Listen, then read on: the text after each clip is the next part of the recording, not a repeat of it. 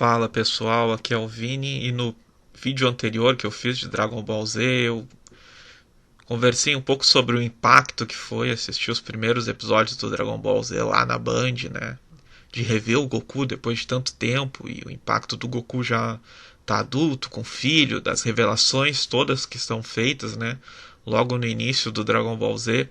E aí agora continuando em um dos momentos que eu, pelo menos, particularmente considero um dos momentos mais tensos de todo o Dragon Ball, porque é a batalha que acontece, né? Assim que o Nappa e o Vegeta chegam na Terra e o Goku ainda não conseguiu chegar, né? Ele é ressuscitado, ele descobre que ele vai ter que fazer todo o caminho de volta ali, do caminho da serpente todo de volta, que ele vai demorar para chegar. Né? Ele achou que ia ser algo instantâneo, que ele iria ressuscitar ali, e ele descobre que não, que ele tem que fazer toda a volta, né? De novo.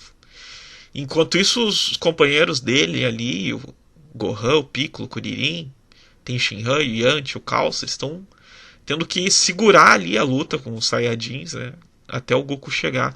E eu considero esse um momento também, e de novo eu quero puxar a memória lá da época, porque hoje a gente assistindo a gente não tem a mesma visão, né? Mas puxar a memória lá da época, depois de ter assistido um monte de anime hoje, talvez tu assista isso e nem tenha tanto impacto, mas se tu pensar na época, eu não sei se a gente já tinha assistido algum outro anime em que os personagens, os mocinhos, os personagens principais, eles tivessem assim, morrendo de um a um, como acontece aqui nessa cena do Dragon Ball. Porque eu sempre comparo que antes do Dragon Ball Z a gente assistiu Cavaleiros, assistiu Shurato, né? E eu não me lembro de uma cena tão impactante. Cavaleiros, normalmente o que acontecia? Eles caíam desmaiados, né? Mas a gente sabia que eles não tinham morrido, né? Depois eles iam se recuperar, iam se levantar. Mas no Dragon Ball não, a luta é definitiva ali. A gente vê o primeiro Yantia morrendo, né? Causa um impacto inicial, depois hoje virou meme, né? Muita coisa nessa parte virou meme, né? Tanto o mais de 8.000 quanto o Yantia morrendo.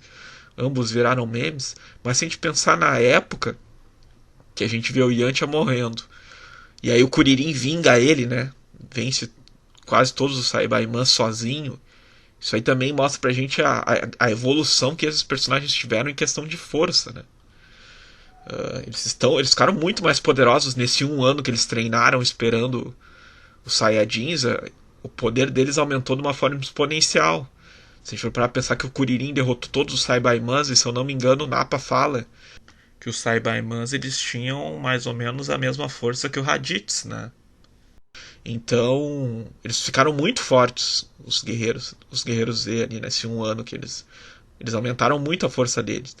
Mas enfim, então a gente vê a primeira morte, que é a do Yanti, aí o Kuririn vinga ele. E o massacre, eu considero que o massacre começa mesmo a partir do que eles começam a lutar com o Nappa, né?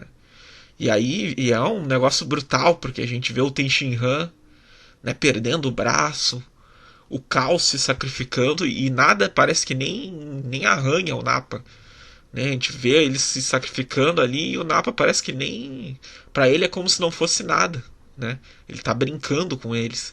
Então eu considero que na época foi muito impactante ver esses personagens que são os mocinhos da história morrendo um a um. Eu na época não esperava que aconteceria algo desse gênero, assim. E aí quando sobra só ali o Kuririn, o Gohan e o Piccolo, eles até tentam montar uma estratégia para conseguir se equilibrar com o Nappa, né? Só que acaba não dando certo que o Gohan ele é inexperiente em batalha.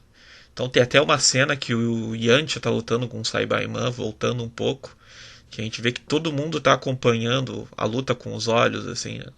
E o Gohan não consegue acompanhar. Aí tu vê que o Piccolo dá uma lição pra ele, tem que se concentrar e tal. E aí aos poucos o Gohan vai conseguindo ver a movimentação da luta, né? Então tu vê que o Gohan ele ainda estava em treinamento, né? Ele teve um ano para se preparar para enfrentar uns Saiyajins que passaram a vida inteira, né, em combate, visitando outros planetas. Então o Gohan teve ali meio que um treinamento, ele teve um curso express ali, né, um treinamento que ele teve que ficar muito forte, muito rápido, né? Ele teve que se tornar um guerreiro.